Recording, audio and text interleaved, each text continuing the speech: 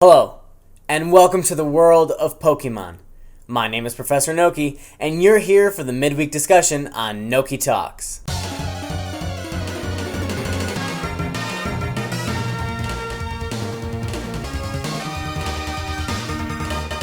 Today, we begin with my follow-up and reaction and overall discussion of the Pokémon Masters gameplay that has now been pretty much coming out everywhere. As I discussed in my News with Noki breakdown on Sunday, there were two countries that were given early access to gameplay of Pokémon Masters. Residents from both Canada and Singapore, and as I'm sure many of you understand, that means that people from other areas of the world had access to it as well. However, the specifics aren't important.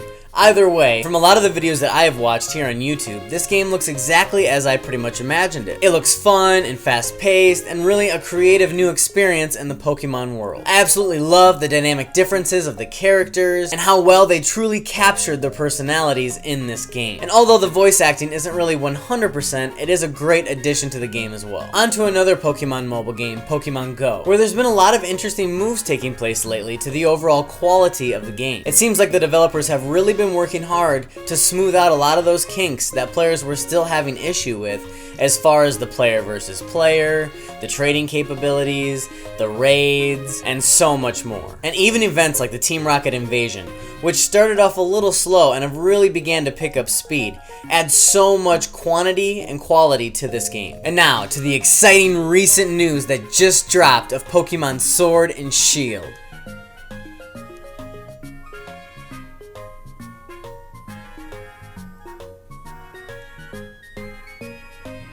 That's right, there has been no news of Pokémon Sword and Shield, which some might find very interesting considering the game is only now a few months away from being released. However, I really do wonder if this has anything to do with the massive amount of backlash that they felt over the graphical quality and the national dex exclusion and so on and so forth, and whether they really want to put a lot more work and effort into the games before they show us anything further. If you think about it at this point, whether they're right or wrong for the decisions that they've made thus far, they still have to produce quality marketing content that they can put out to the general public that will attract buyers to this game. And it would be a lot harder to do that if there's still a lot of aspects to the game that are easy to criticize and thus produce a negative buzz surrounding the game right before its release. And on now to Marvel. To start off with, we'll discuss some of the rantings, ramblings, rumblings, and rumors around the recent MCU news. To start with, we have Black Panther 2, which is being rumored currently that the new villain is being slated to be Namor, where he will be in some sort of bid to try and claim the kingdom of Wakanda, which really does seem like it could be a matchup that's been a long time coming, or simply just this fan's greatest dreams. And I think it would be absolutely awesome.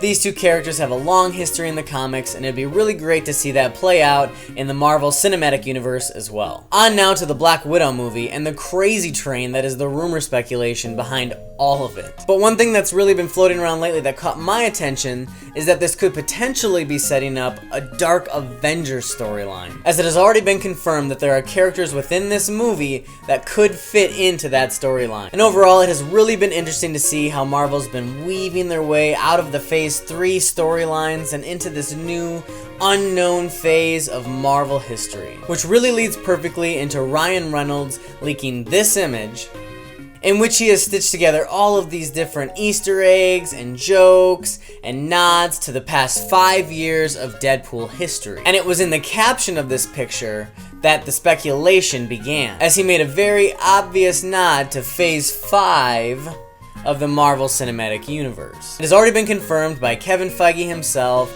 and the head of Disney even, that Deadpool will play a role moving forward and that much of what is loved about this character will not be stripped away. I'm actually extremely excited to see how Disney ends up handling this character and how they end up weaving him into the overall arcs of the storylines in the MCU. And the final thing I really wanted to follow up with was regarding my discussion of the deleted scene from Avengers Endgame that involved all the Avengers kneeling to Iron Man moments after his snap that ended his life. In the discussion, I mentioned how much I wish they had kept that scene in the movie because of how touching and impactful it was for me, and how ultimately it would have just added to the impact of the moment. Since then, however, I read an interview with the Russo brothers where they broke down why exactly they decided to remove that scene from the movie, in which they discussed how it felt a little bit repetitive and redundant, considering only moments later there is a funeral scene for Tony Stark where there is a direct lineup of all these same characters showing their emotions of the death and passing of Tony as well. After hearing this stance and considering it a little further, I really do actually agree with them, and agree that ultimately this scene is better left to the deleted scenes reel,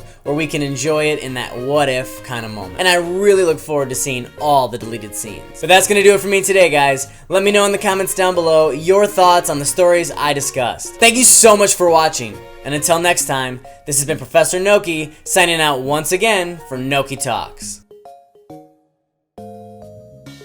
Hey, you stayed to the end of the video.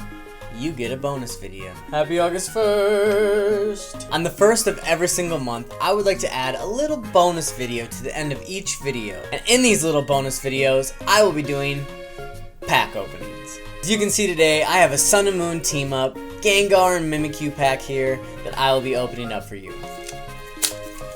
Inside pack, Venusaur and Celebi.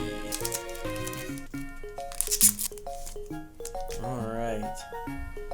Check out the code card. Got Poochyena. I see something shiny. Alolan Geodude.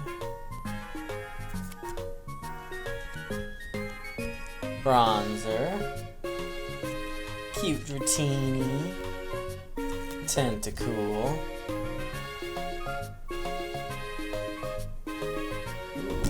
Omanite. Reverse Hollow.